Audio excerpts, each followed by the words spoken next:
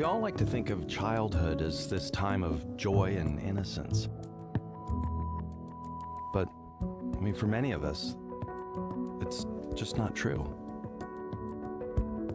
We just pretend all those things don't happen. Our investment in the denial is so high.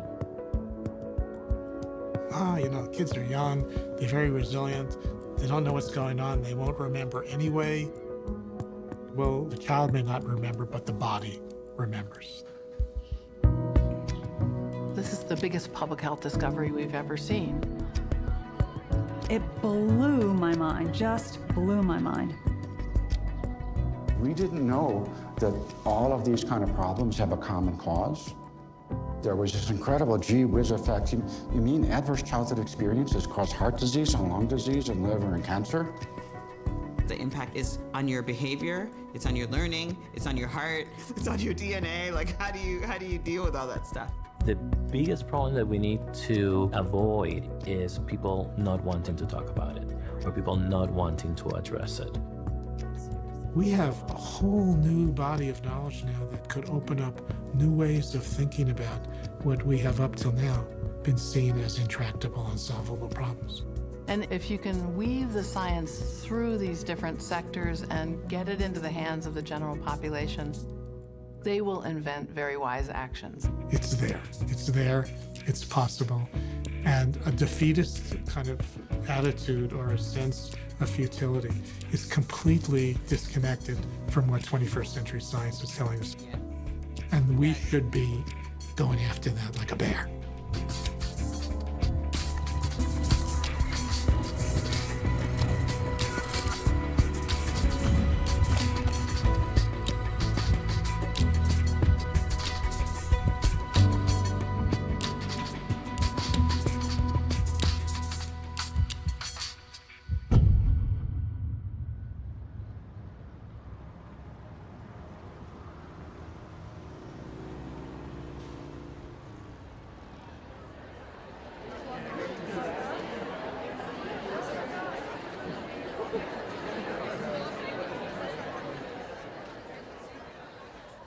My strongest belief, especially as a person that's been working in public health now for more than 25 years, is this information needs to get to everyone, not just us, not just the smart people like us, right?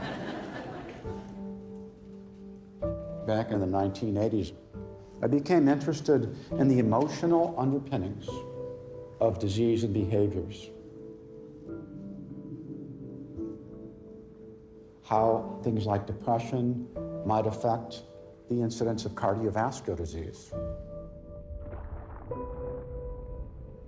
Back then was really controversial, and people actually laughed at us for getting into that kind of work and say, well, Rob, what does this have to do with public health or medicine? And they're saying, well, he's nuts. The key message that we have learned is that a totally different kind of history-taking needs to be done. My colleagues assured me that I was crazy to think about doing this.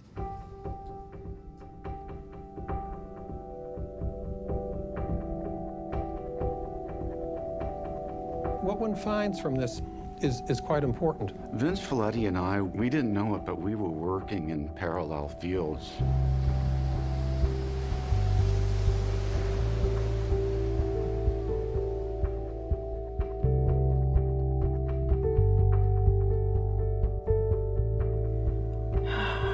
That's a hard question. I started really getting heavy after the molestation.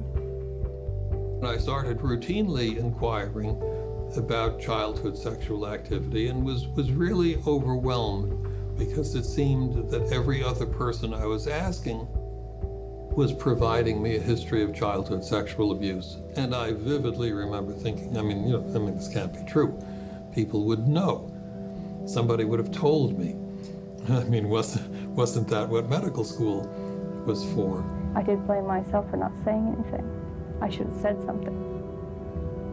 But then again, I had no one really to tell that I would trust.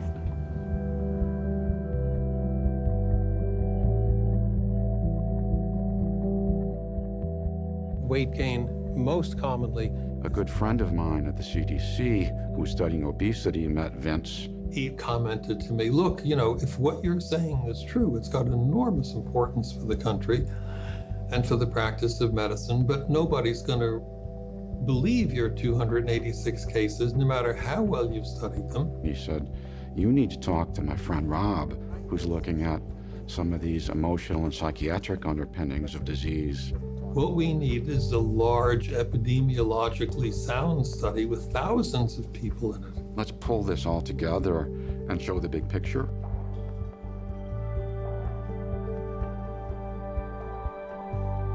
A study of over 17,000 middle-class adults here at Kaiser Permanente in San Diego.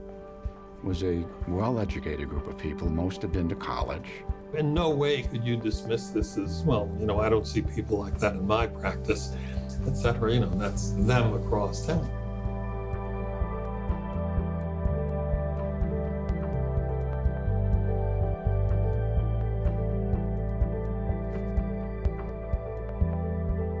There are questions like, were your parents ever separated or divorced? Did your parents ever swear at you, insult, or put you down, or hit you so hard that you had marks or were injured? We ran into serious opposition. Touch or fondle your body in a sexual way. Was anyone in your household depressed or mentally ill, or your parents were too drunk or high to take care of your family? You can't ask patients questions like that. Did your father ever repeatedly hit your mother over at least a few minutes, or you didn't have enough to eat? You're going to cause people to decompensate. You may make occasional people suicidal. Did anyone in your household ever go to prison? As though it were generally agreed that repression is the best approach to life's traumas, certainly the most comfortable for other people.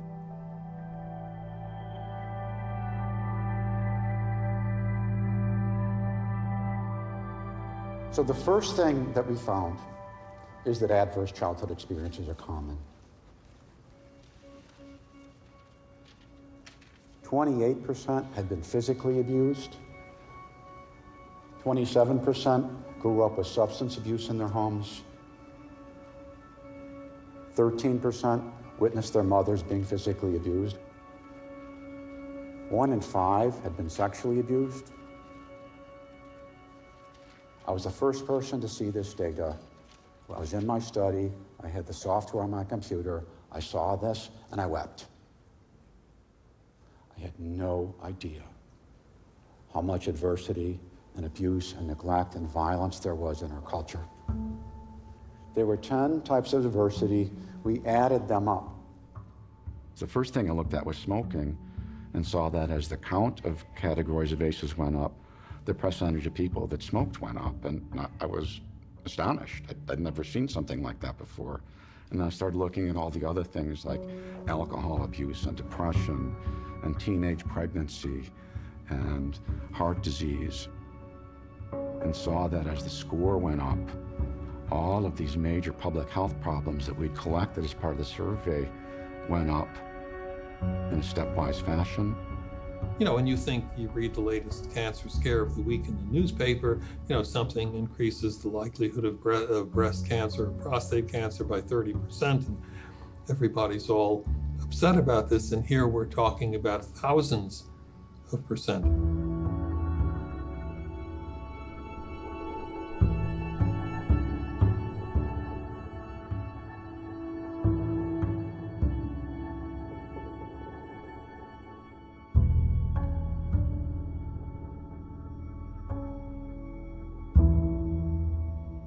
I think there was a sense of disbelief. And people actually said, Rob, this can't be true.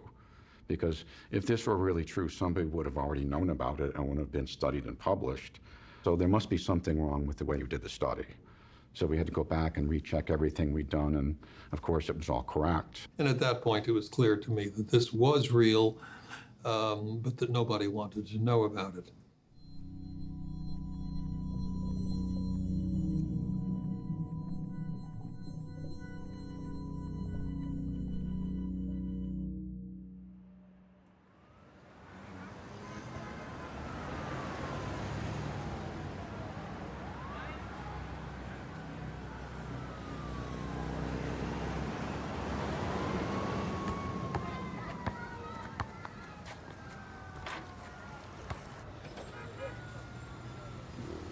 Morning.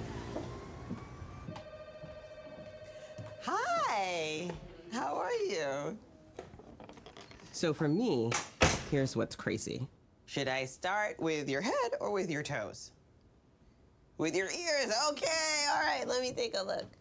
When you look at adverse childhood experiences, they're actually a stronger predictor of risk of ischemic heart disease than any of the traditional risk factors when you think about high blood pressure, high cholesterol, or even smoking. Say, that's great. And yet, I was never trained on this in one day in medical school. For the ACE study, done in a community that is upper middle class, primarily Caucasian, when I looked at those health outcomes, immediately the question that came to my mind was, what does that mean for my kids in the community that I serve?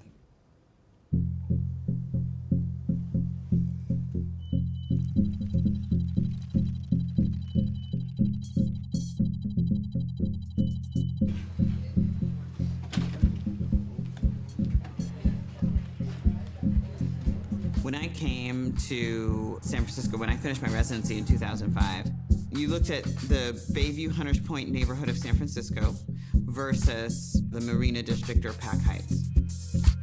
If you're a child born in Bayview Hunters Point, your life expectancy is 11 years shorter if you're born in Bayview versus if you're born on the other side of town. I kept on asking the question, why is it that we're seeing this in these communities? Here in the Bayview, gun violence has killed 4 people just this month alone. It's the highest rate of homicides in the city of San Francisco. And it also has the highest rate of ambulatory care hospitalizations any neighborhood in cities. Heart disease, diabetes, all of the above. 2 deadly shootings in the Bayview district of San Francisco. They happened late this afternoon, just minutes apart. The first shooting, 424 on Ocean at Oakdale, less than 2 miles away. There were some things that you were struggling with. And I think one of the things was his asthma management, but the other, some of the things was school. Like we were not in that place with school. He was having a difficult time, right along with a lot of other kids there, having a difficult time switching over from a normal routine to being scared to going back to a normal routine. It was very difficult. A lot of families said, violence is a really big issue in our community. We need mental health services to help to deal with that. And do you know kids who have died? My friend Sean just died a couple weeks, last week. Somebody stabbed him. Part of the gang right up there. For a while, They came in for a regular physical, but he's been acting out in school. Okay. Auntie seems overwhelmed and feels like she needs tools. We had hired a psychologist who was also on site seeing families with me at the clinic. One day he came into my office and he said, "Have you seen this?" And he handed me the ACEs study by Felitti and Anda. And honestly, it was like I was hit by a bolt of lightning. It was a total validation of what I was seeing in the kids that I was treating.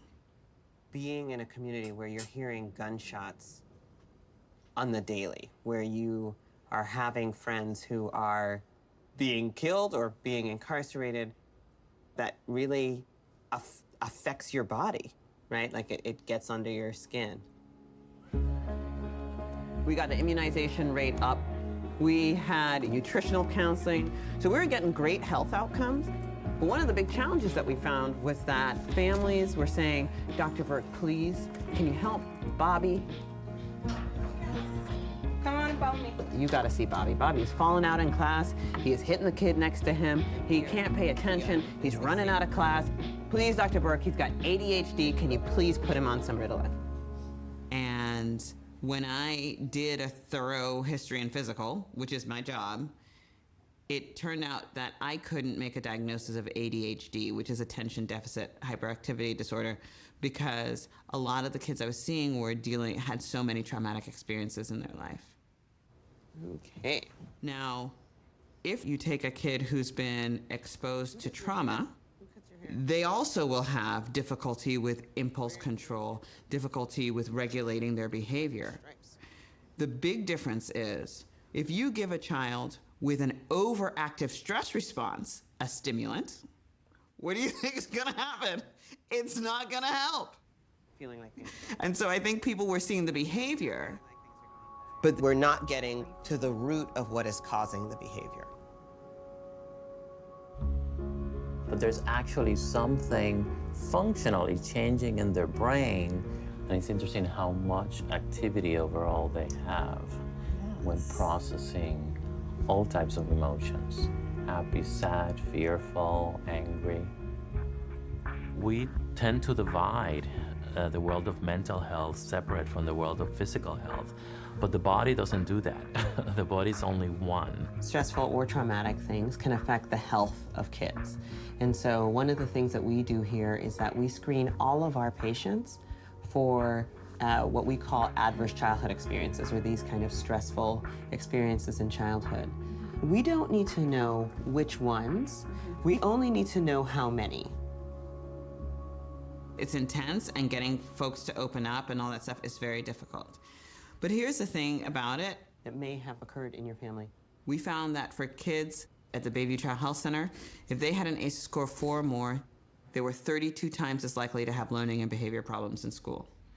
32 times as likely, right? Than if you had an ACE score of 0. The reality is that we all need a certain amount of stress, a certain amount of anxiety to perform well. If we don't care about that exam that we're gonna have tomorrow, we'll probably fail. If we're gonna cross the street and a truck is coming at us, we have release of adrenaline. We have release of a hormone that we call cortisol. We wanna jump out of there, and adrenaline and cortisol are gonna help us do that. So there's that good amount of stress. But if all day long you're feeling like a truck is coming at you, day after day after day, that's gonna take a toll on the body. And the amygdala obviously here has greater activation in the PTSD. We were able to image children that had experienced trauma and compare those brain images with children that didn't have an experience of trauma and didn't have symptoms. Right, an exaggerated fear response. An exaggerated fear response with decreased activation in areas that we need to control that emotion, in the frontal areas. Exposure to early adversity and trauma literally affects the structure and function of children's developing brains. So the kid next to them hits them, or the teacher reprimands them in a way that they're uncomfortable with, right?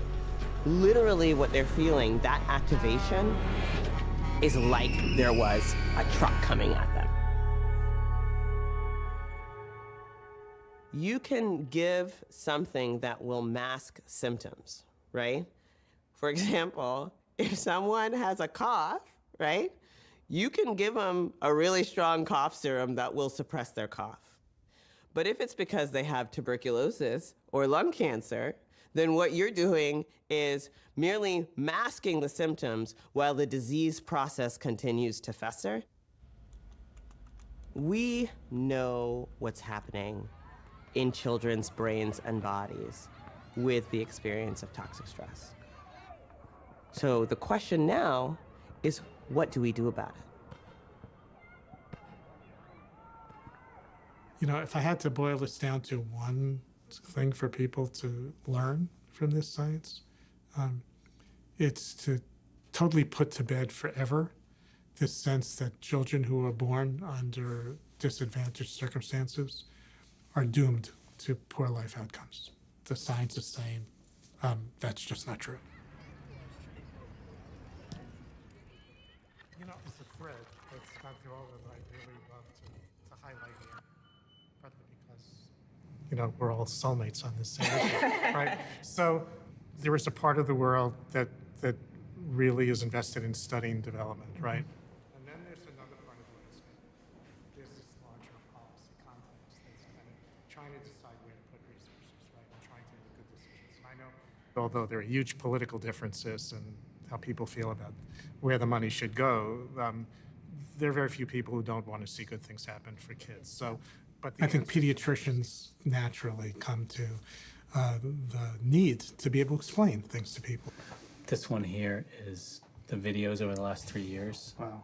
And a lot of the science doesn't speak for itself. It's not like you can take the scientific paper and publish it in the local newspaper and have people understand it. So we coined the term toxic stress and started to try to explain to people how, there's stress and there's stress.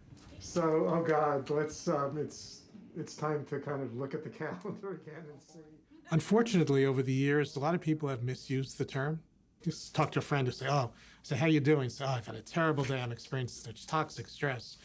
And I say, well, do you have anybody to turn to? Do you have any friends to talk to? Do you have any support? Oh yeah, I've got plenty of support.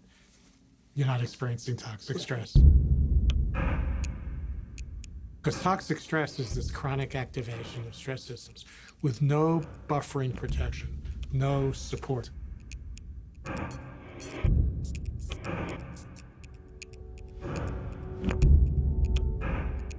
We don't say to the people who got cancer, why don't you suck it up and be like the person who didn't get cancer, right? But when we see this as a result, when we see it in problems in school or problems in behavior, we say to people, why don't you suck it up and be like that other guy who's doing well in school and who's not doing drugs. This is a real problem in terms of public understanding because we are so captivated by the self-made person. We are so captivated by the rugged individual. We are so caught up in this sense of pull yourself up by your bootstraps and get over it. But the problem is when you're very young, when you're a baby, when you're a toddler, you can't pull yourself up by your booty straps. Everybody likes to talk about resilience and say kind of, what's resilience? And the one thing we know about it from a science point of view is it's not something you're born with. It's something that gets built over time. Can you learn how to deal with conflict constructively when you grow up hearing your parents screaming at each other every other night? Can you learn how to focus your attention when you live in a neighborhood where you hear gunshots and sirens? Can you control your impulses when you never know whether your father with a drinking problem is going to strike out in a rage? Can you delay gratification when all your friends around you are doing drugs? Can you plan for the future when it's hard to get through even a single day?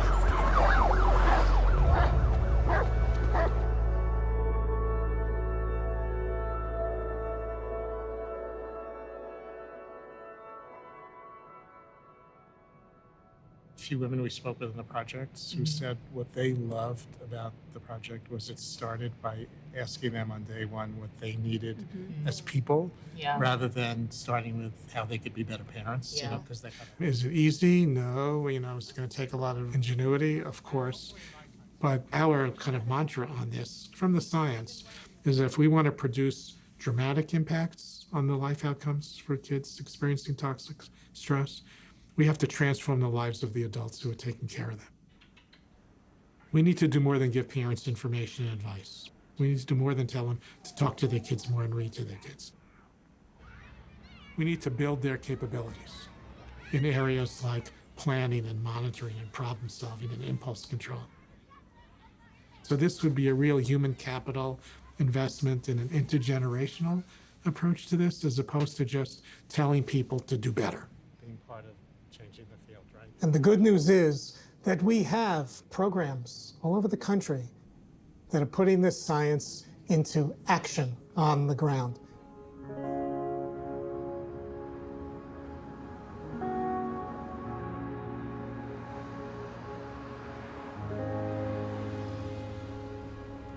Well, how long has this started? The beginning.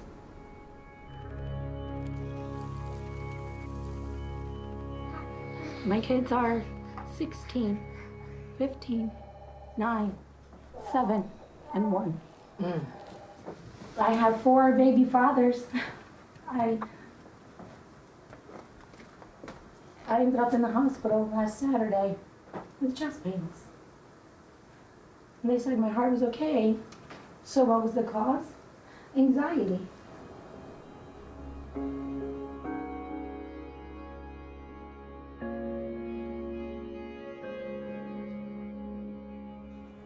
I came here for my daughter because she was displaying aggressive behavior that I was afraid of.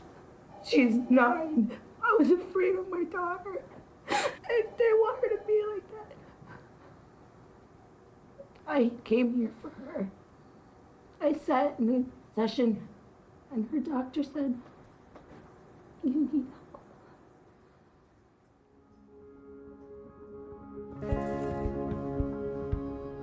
Good. I heard good reviews. Someone was talking about how great it was working with you. So. Finally, science is catching up a little bit. They're realizing that a lot of the problems we've been trying to fix, substance use, domestic violence, and criminal activity, a lot of the underlying factors to the billions and billions and billions of dollars we spend a year are related to untreated adverse childhood experiences. Cynthia, you've done it. You've done it. You know what? I'm going to ask you, and you shared so much with the group. I think the phenomenon of the ACE study, besides the findings of the lifelong health consequences, is that they actually dared to ask people, did any of these 10 things happen to you? So based on some of the stuff that you went through as a child, is certainly impacting your life today. To see them continue to be in relationships where they are being victimized over and over again as an adult, and then now having your children watch this, and then your children growing up, and then it happening to your children because it was never dealt with, is tough. And as I said, this is a process, and you all know this. And so Cynthia did well. She brought her notebook. She's taking notes. Because we won't get to the solution tonight, Cynthia, but we're going to work through this.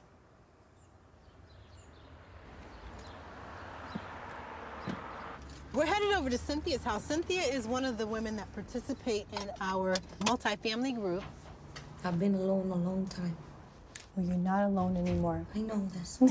You're not alone anymore. You know, when you talk about ACEs, she hits many of those top 10 risk factors. I mean, she's used drugs, different sexual partners.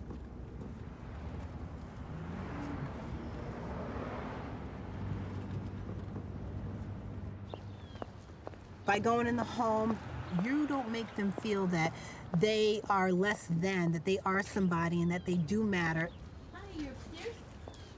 That allows them to open up a little more. So you... Yeah, I had to call the cops. You had to call the police on him? Yeah, he didn't want to leave. I was in the back door, banging and kicking and screaming at me. Max was scared, Naomi was scared. He had to go, sorry. Do you feel like you need to get a restraining order? If he comes around again, I will. So that's why your children missed the bus this morning? I just got off the phone with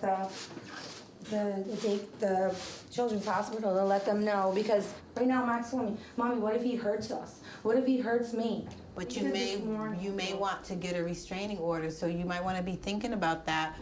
All right, so at least that part's clean. You feel better? Yeah. I try to make it easy for them, because I think that, when you grow up in these type of situations, that it's not something you talk about. I know I didn't. All right, do you have your checklist? I just kept it to myself. Didn't realize that it impacted me in any type of way. But then you think about relationships that you get into. You think about the way that you interact with your children and even other people, the way that you interact on your job. It's like, why am I like that? I mean, look, you're I took off and took I know, everything but off. you're like so nervous. Yeah, because everything bad's happening. There's always a reason why we do what we do. We're gonna talk about one thing at a time. But you have to pick up the phone and you've got to call.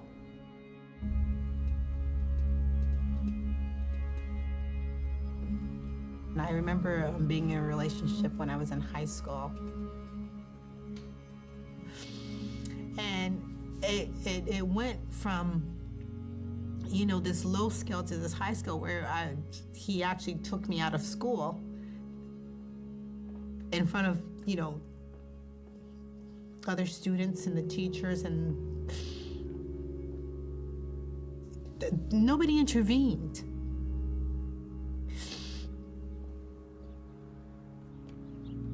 I just remember, you know, being dragged up a hill and, you know, being placed behind bushes, and, you know, this individual telling me that I'm going to take you away because you're never going to leave me. I couldn't say anything. I know there was a part of me, like when I reflect on it, that wanted to talk about it, like get somebody to help me, but I was afraid.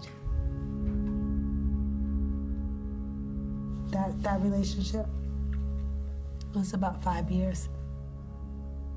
I don't reach out because I'm not used to that. Okay, so then I'm gonna have to check in with you because each day, you know, we gotta make a little progress. That's why they wanted to put me in. I look at the people that I encounter and I listen to their stories, and I understand their fears and their anxieties and why they are the way they are, and how important it is to have somebody that you can trust that's not gonna judge you and be there just to support you and listen to you or hold you or hug you. What happened last night? What do you want to do? I would need to call the police and file a report. I understand because of what I didn't have, and when they tell me they don't have family, I tell them, and it's okay, because you can build it. You stay with me. Will I stay with you? Yeah.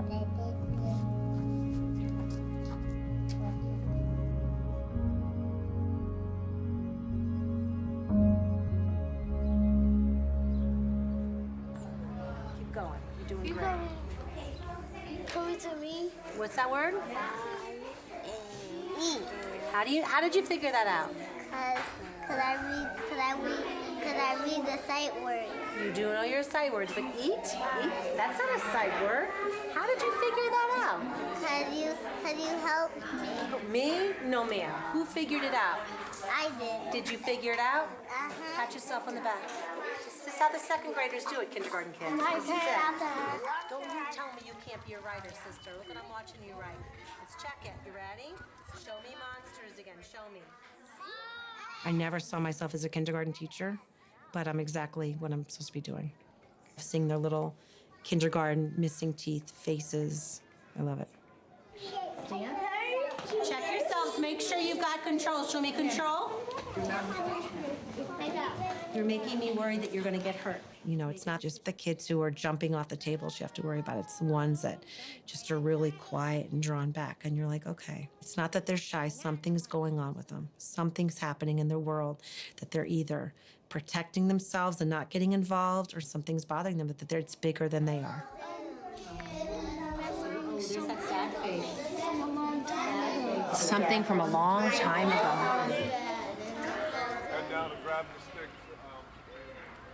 I think one thing adults fail to do for children is recognize that kids have stress. Because our stress seems so much more important because it's mortgage and how will I provide food. But the kids experience traumatic things that may not seem really big to us, but are important to them, and it could hamper their success.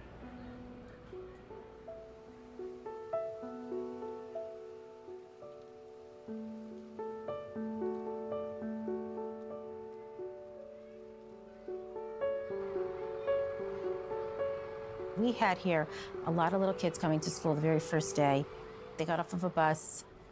They couldn't tell us their name. They didn't know their family's name. We had a lot of kids being extremely emotional, not just because it was the first day of kindergarten, but this continued on. And I knew it wasn't because they were bad or they didn't want to behave, but kids, if they were acting out, there's a reason they're acting out. They can't articulate what the problem is because they don't have the skills to articulate it. I remember thinking, we've got to do something.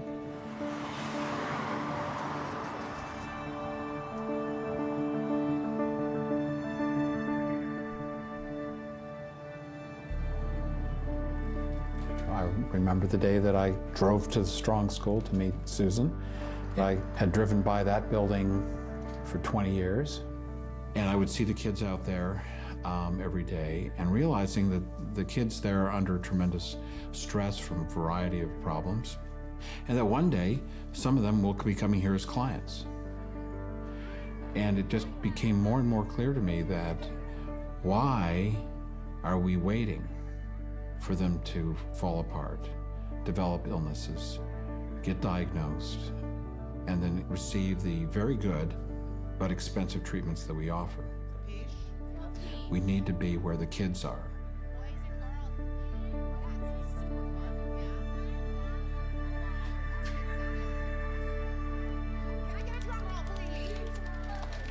So, who knows what time it is? Boys and girls, you are right. It is Miss Kendra time. It's time to get our mail. Our flag is up, which means that our letters are here. By using techniques to allow them to express what their worries are and their stress, to lower their experienced stress. Boys and girls, what do we do before we get our mail? Miss Kendra! We do Miss Kendra's list. And We're going to be able to help them maintain their resilience, and that's our goal. Would anybody like to hear the legend of Miss Kendra?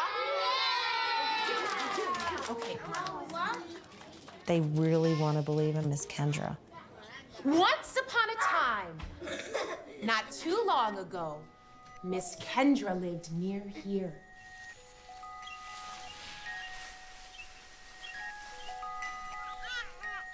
When Miss Kendra was a young woman, she gave birth to a child who she loved more than anything. But sadly, the child died around the age of 10. So she was very sad. Now, when Miss Kendra used to walk to work in the morning, she'd often stop at a school. She thought if only every child was safe. So she got permission to volunteer at the school, and she would stand at the front door greeting the students as they came off their buses. So one day, Miss Kendra began asking the students, "Hello, how are you? Are you okay?" Yes. Yes, the students liked being asked, and they appreciated being asked even when they were doing okay. But as the days went on, she began to ask deeper questions and harder questions like, have you been left alone? And is anyone at home sick? And are you being hurt? So as the years went on, all the questions that Miss Kendra asked became known as Miss Kendra's list! That's right, they became known as Miss Kendra's list.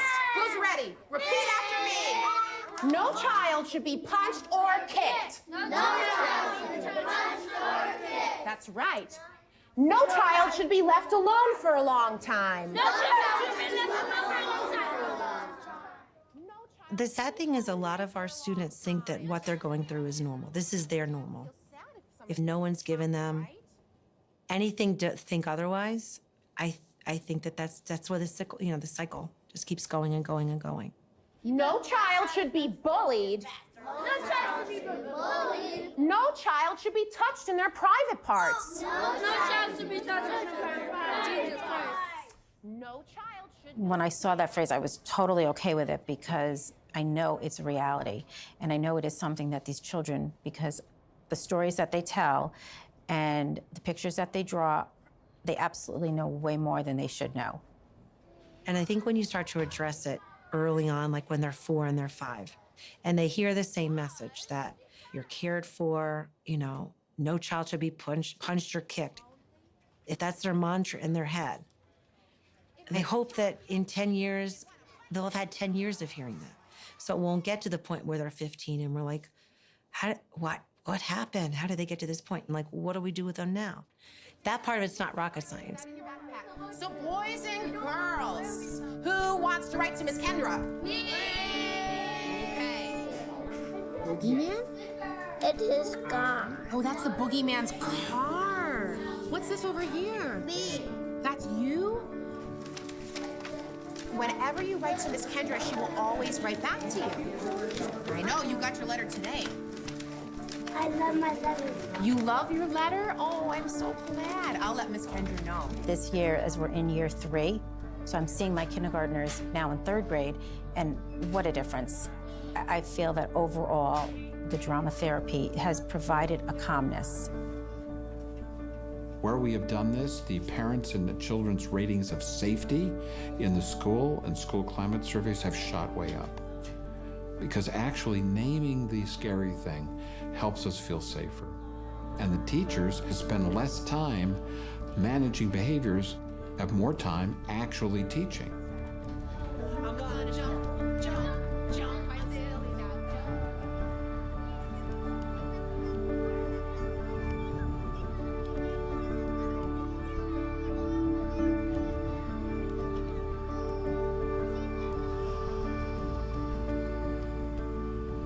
Many strict school reform programs have what's called this no excuses policy.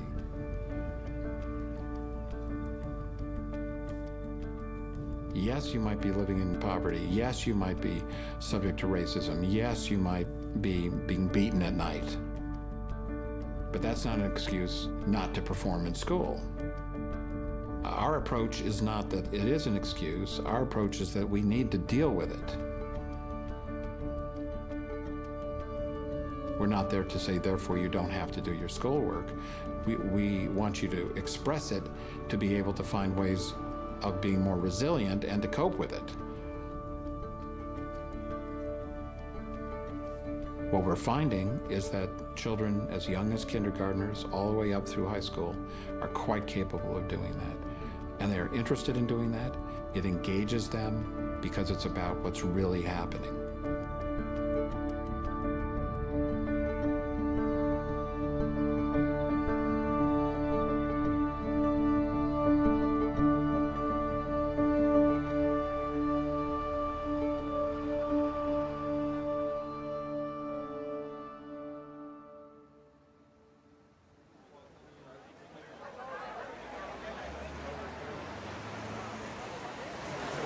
Welcome. Thanks so much for coming.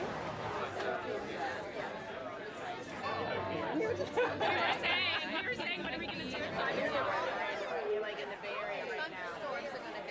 There was a certain point where I feel like I was recognizing I can sit here with this child in this exam room and kind of be doing the same thing day after day after day. But recognizing this isn't just an issue for kids in Bayview. Welcome to the Center for Youth Wellness building. The day is finally here. Congratulations. We came up with this vision and put forth a plan to create a one-stop center dedicated to the prevention, screening, and healing of young people exposed to toxic stress. It's incredible work, and it truly will be a model for the country. We did it. Okay. Currently, much of medicine sees this as a social problem. Good morning, my dear. And it falls into this tricky area that folks kind of don't want to touch. Right? Because we don't want to say a child has an unhealthy brain. The brain is adapted to their environment. For me, I view it as very much like a neurochemical problem, an endocrine problem, a problem of chronic inflammation. And figuring out how to solve that feels like it's very much within the purview of medicine. Can I get a high five? Can I get a high five? I'm very happy to hear that you are doing better in school. I want to ask you, do you feel like any of the interventions that we have been doing have been making a difference? Absolutely. I think they've made all the difference in the world. We know that there are things that we can do to intervene. Number one is universal screening for adverse childhood experiences at the Well Child Check as part of every kid's physical. His ACE score was a 5. Then, once you've identified that this child has 4 ACEs, or they have 3 ACEs, and they have symptoms that are going along with that, then the question is, what do we do? The current state of the science says, number one, we need to start by reducing the child's dose of adversity. If I see a kid in clinic and they have lead poisoning, the first thing I'm going to do is reduce their dose of lead. Someone from the county goes out to the house and figures out how to do a lead abatement, right? It's literally the same thing. So we use a nurse home visiting model to figure out what are the challenges that the family is dealing with and really see it from their perspective. In many ways, right, the cure for toxic stress is strong parental buffering. Whatever is the best for them, that's all I want. And so recognizing what are the natural and endemic strengths that we can use to strengthen that parent as a buffer. Everything that you've gone through and wanting a better life for yourself and for your children, with them seeing you be persistent, they're going to be persistent as well. You know, good old-fashioned therapy, right? Still works. And we know that mindfulness, and in particular meditation, it really helps kids to be able to identify when they're having that feeling and giving them tools to be able to bring their systems back under control. There's a lot that you can do with nutrition, exercise, maintaining really good sleep hygiene. And then, of course, we do education. I think education is really key around ACEs and toxic stress. But so her dad moved out for a period of time. Do you notice her being a little bit more anxious or anything like that? Yes, she is. Okay. Okay. Because just as we know, back in the day, parents used to smoke in the car with all the kids in the back with the windows rolled up because they didn't know that secondhand smoke was really bad for kids. Do you think that she may have internalized some of that? Yeah, I do. Yeah. That experiencing toxic stress, it actually affects the child's development. That's something that many parents don't understand because it's not immediately intuitive. Understand how to help her manage her anxiety, given the situation that's happened at home. Yeah. Yeah. That Okay. would be helpful. Sounds good. All right. Yeah.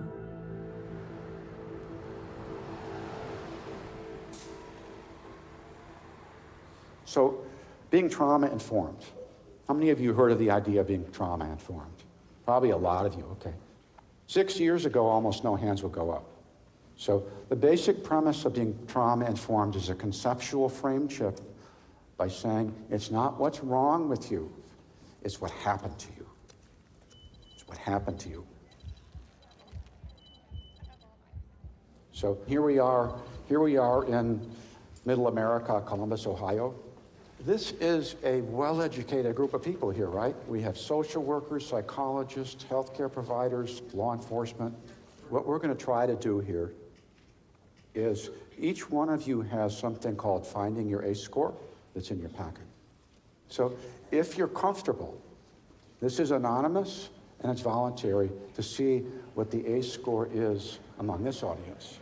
As I was beginning to be asked to travel more and speak, what I began to do was hand out the one-page Finding Your ACE score to everybody in the audience and have them voluntarily and anonymously fill it in and put it in a box.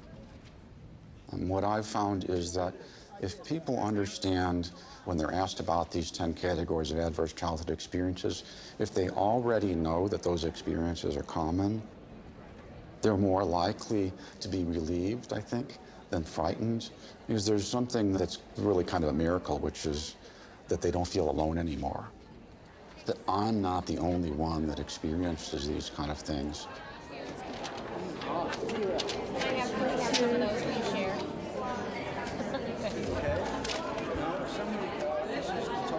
Those are the total circles. Thank you.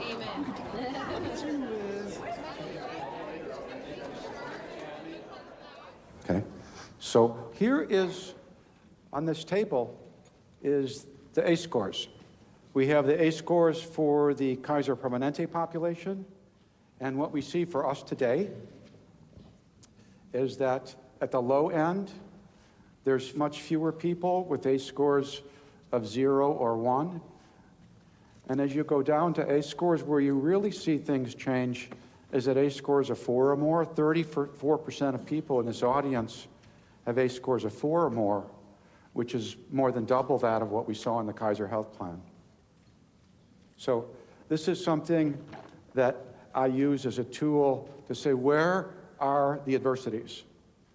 Is it out there in people that we treat? Is it out there in certain communities? Or is it everywhere? And it's something that I see universally when I do the ACE scores of audiences. Actually, the highest ACE scores that I ever got were at the annual meeting of the American Academy of Psychotherapists. So the intergenerational cycle. Taking the test was really interesting to just stop and think about, what have I experienced? What have I gone through? How has that shaped me? And when you see the correlation between the adverse events and then the increased risk for all kinds of stuff, we are a sum of everything that we have lived.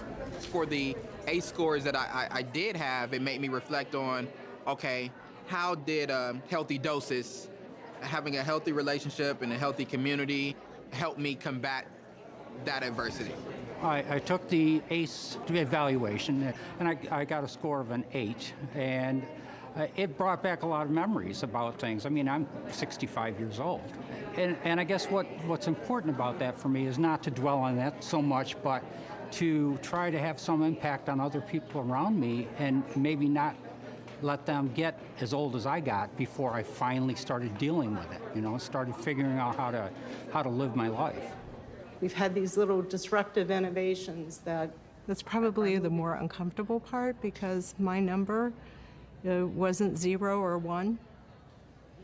But if you know what your score is and you know that you have these risk factors, then you have the ability to do something about that. And it's not just those kinds of things that happen in the psychiatric field, but like COPD, heart disease, those kinds of things. And as a nurse, I'm looking at, wow, that, we could intervene. We could prevent that. A question, but you asked what some of us were doing, and our police force in Dayton, Ohio, wanted me to come and do training on trauma-informed care approaches. This is public health information that everybody in the country really should be exposed to and understand and be safe with.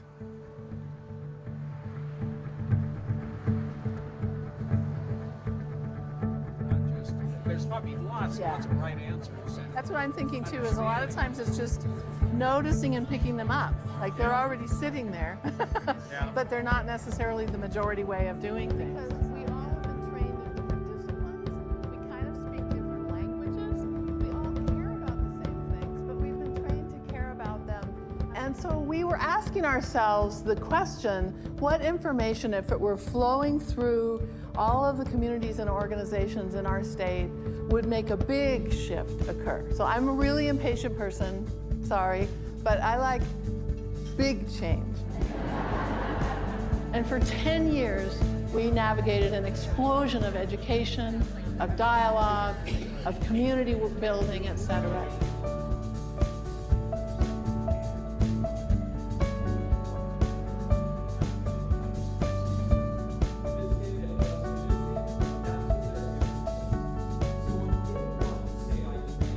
And if you can weave the science through these different sectors and get it into the hands of the general population, they will invent very wise actions.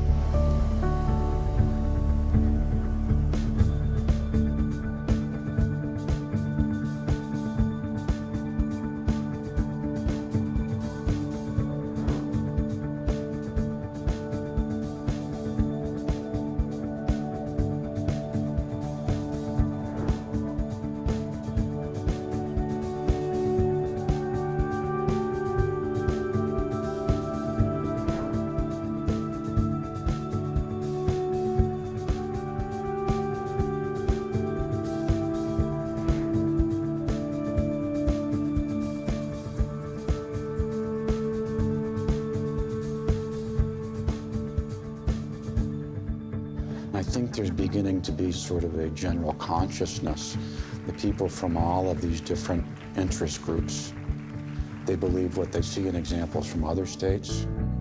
And I think people really want this to happen. Quite ironic, an old saying, like you can lead a horse to water, but you can't make him drink. But you can make him thirsty.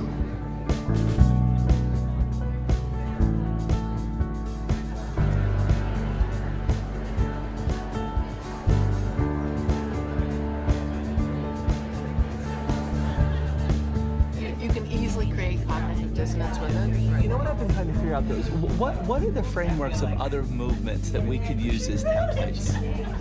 I keep thinking about the smoking thing. It didn't start with immediate bans and smoking in bars.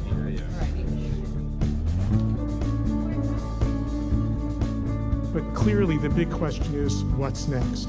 Resilience is not something that's just a matter of grit and determination. It's not a matter of writing a prescription. It's hard work, but the answer and the promised land, I really believe, is within our grasp.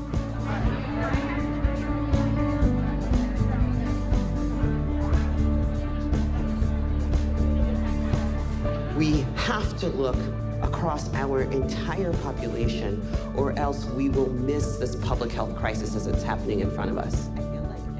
I really see myself as, this little pediatrician who decided to hang a shingle in Baby Hunters Point. Dr. Nadine Burke-Harris, she's a pediatrician from California. Yeah, so the term adverse childhood experiences comes from the seminal study that was done by the CDC. I've been surprised at the reception that folks, when they see the science, say, wow, this is something we need to do something about. Ladies and gentlemen, the 2013 Gold Foundation Humanism Medicine Award, Dr. Nadine Burke-Harris.